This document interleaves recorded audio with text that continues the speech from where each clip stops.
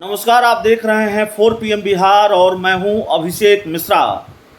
लोक जनशक्ति पार्टी रामविलास की राष्ट्रीय कार्यकारिणी की बैठक में एक प्रस्ताव पारित हुआ है। बिहार में राष्ट्रपति शासन लगाया जाना चाहिए।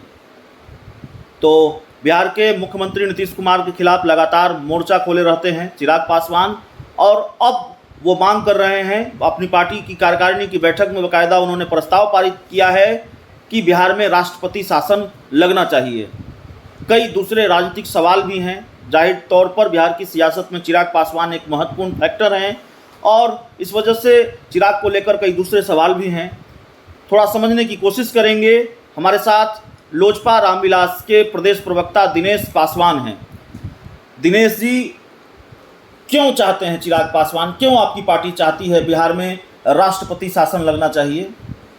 बिहार में आज बिहार जैसे राज्य में आज जो स्थिति पनपी हुई है, जो क्राइम ग्राफ बढ़ गया है पूरे राज्य में, इस ग्राफ को लेकर हमारे नेता आदरणीय चिराग पासवान जी ने राष्ट्रपति शासन का प्रस्ताव पारित किए हैं राष्ट्रीय कार्यकारिणी की बैठक में। आज बिहार एक बदहाली स्थिति से गुजर रहा है। आज आप स्वास्थ्य की स्थिति देख लीजिए या फिर एक क्राइम की स्थिति देख लीजिए। आए दिन किसी की हत्या, बलात्कार, जहरीली शराब से मौतें, तो कहीं ना कहीं राज्य सरकार बिल्कुल ही विफल है और माननीय मुख्यमंत्री जी को अपने राज्य पे कोई फोकस नहीं है। राज्य को छोड़कर आज राज्य की स्थिति क्या है? आज देखिए डेंगू का क्या कहर है बिहार में। बहुत से गवर्नमेंट हॉस्पिटल में प्लेटलेट्स की कमी है। नहीं, डेंगू को लेकर आप सवाल उठा रहे हैं। चिराग पासवान ने भी ट्वीट किया। इसमें मुख्यमंत्री नीतीश कुमार ठीक है, वो बिहार के सीएम हैं, उनकी भी जिम्मेवारी है, लेकिन स्वास्थ्य मंत्री तो तेजस्वी यादव हैं और तेजस्वी यादव के बारे में ये कहा जा रहा है, बल्कि थोड़ा दिख भी रहा है कि वो अच्छा काम कर रहे हैं। एनएमसीएच में गए, उन्होंने मेडिकल सुपरिटेंडेंट से ये सवाल पूछा कि डेंगू वार्ड कहाँ है, गड़बड़ियाँ पाई गई। उन्होंने मेडिकल सुपरिटेंडेंट को बर्खास्त, माफ़ कीजिएगा, निलंबित कर दिया। तो तेजस्वी यादव तो बढ़िया काम कर रहे हैं, बिहार के स्वास्थ्य मंत्री। अभी अगर ये स्थिति पहले ही सुधर जाती तो आज बिहार की ये बदहाली की स्थिति तो नहीं होती। बिहार में जो मरीजों की संख्या दिन पर दिन बढ़ती जा रही है, बिहार में मौतें हो रही हैं, इसके जिम्मेवार कौन है? कहीं ना कहीं बिहार के मुखिया ही जिम्मेवार होंगे। नहीं, राष्ट्रीय कार्यकारिणी की बैठक से हमने इस इंटरव्यू को शुरू किया था। राष्ट्रीय कार्यकारिणी की बैठक हुई, उसमें प्रस्ताव पारित होता है कि पूरे देश में स्वर्गीय रामविलास पासवान की मूर्ति लगाएगी लोजपा रामविलास। यह प्रस्ताव पारित होता है कि बिहार में राष्ट्रपति शासन लगना चाहिए। बिहार में उपचुनाव होने हैं, बिहार में चुनाव होने हैं, उसको लेकर कोई राजनीतिक प्रस्ताव नहीं सामने आता है, उसको लेकर कोई फैसला सामने नहीं आता है। आप जानते हैं कुंडली में भी उपचुनाव होना है। कुंडली में उपचुनाव होना है, लेकिन समय निर्धारित नहीं हुआ जी, नहीं हुआ है। उस समय चुनाव का अगर समय निर्धारित होगा तो हमारे संसदीय बोर्ड के अध्यक्ष माननीय हुलास पांडे जी इस चीज़ को बखूबी से देखेंगे और केंद्रीय संसदीय बोर्ड को भेजेंगे। उसके बाद हम अंतोगत निर्णय हमारे राष्ट्रीय अध्यक्ष लेंगे कुंडली विधानसभा चुनाव को लेकर। अब बात रही राष्ट्रीय कार्यकारिणी की बैठक की। राष्ट्रीय कार्यकारिणी की बैठक में छः चीज़ों पर प्रस्ताव पारित किया गया। फर्स्ट ऑफ ऑल लिया गया कि स्वर्गीय रामविलास पासवान जी का बेराग छवि रहा, 50 साल का राजनीतिक करियर रहा और कहीं ना कहीं 1 रुपये का उन पर लालछन आज तक नहीं लगा पूरे राजनीतिक करियर में उनका।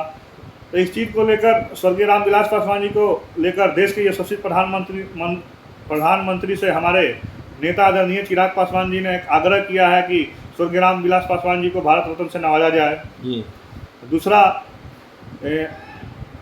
लोक जनशक्ति पार्टी रामविलास के अध्यक्ष, राष्ट्रीय अध्यक्ष आदरणीय चिराग पासवान जी ने एक यूथ कमेटी की मांग की।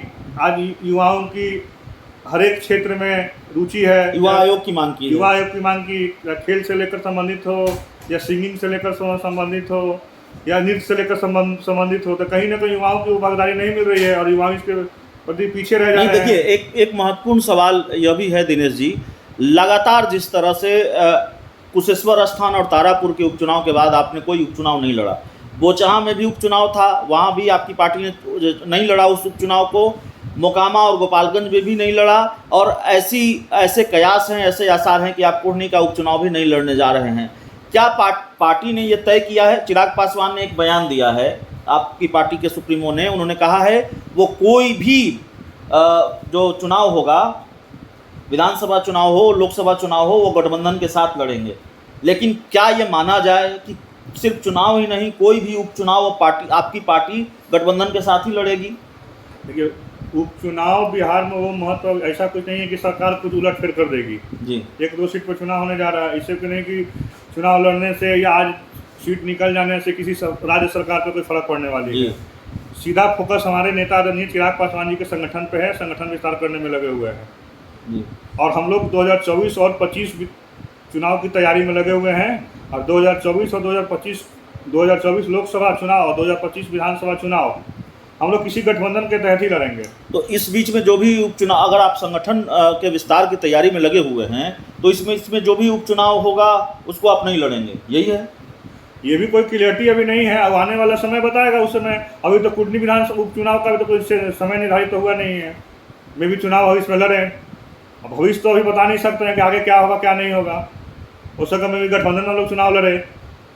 गठबंधन में फिलहाल में देखिए हिमाचल प्रदेश में और गुजरात में चुनाव, वहाँ पे हम लोग अपना प्रत्याशी हमारे नेता ने देने का काम कर रहे हैं और हम लोग बहुत मजबूती के साथ हिमाचल प्रदेश और गुजरात में चुनाव लड़ेंगे। नहीं, यह भी सवाल उठाया जा रहा है दिनेश जी कि जहां आपका बहुत आधार नहीं है वहां आप तुरंत फैसला ले लेते हैं कि वहां हम उपचुनाव, वहां का विधानसभा चुनाव लड़ेंगे, वहां गुजरात का विधानसभा चुनाव लड़ेंगे, हिमाचल का चुनाव लड़ेंगे। बाकायदा गुजरात में कई बार चिराग पासवान गए। बिहार में जहां आपका थोड़ा बहुत आधार है, वहाँ के लिए इतना सस्पेंस, वहाँ कोई फैसला नहीं ले पा रहे हैं। आधार वाली बात नहीं, देश में पूरे हम लोग के आधार है। जो स्वर्गीय रामविलास पासवान जी ने देश में जो उनकी कद है, एक पहचान है, वो एक देश लेवल पे है और हर एक राज्य में हम लोग का संगठन है और एक मजबूत संगठन है। हाल फिलहाल में देखेंगे हम लोग उत्तर प्रदेश में चुनाव लड़े जी, उसके पहले हम लोग झारखंड में चुनाव लड़े जी, अभी हम लोग हिमाचल प्रदेश और गुजरात में चुनाव लड़ने जा रहे हैं।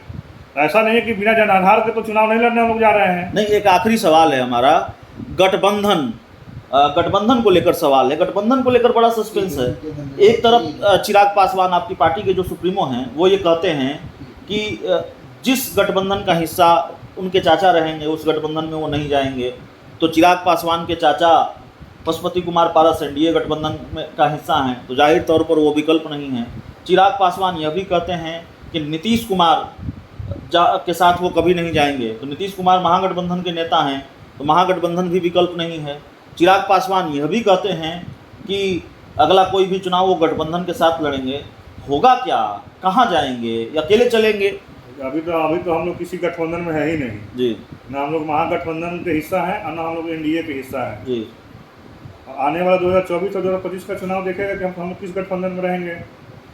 तो चलिए, पत्ते नहीं खुल रही है लोक जनशक्ति पार्टी रामविलास, और तब भी नहीं खुल रही है जब कई प्रस्ताव पारित हुए हैं। राष्ट्रीय कार्यकारिणी की बैठक दिल्ली में बुलाई जाती है, हिमाचल और गुजरात को लेकर फैसला आता है, प्रस्ताव पारित होता है।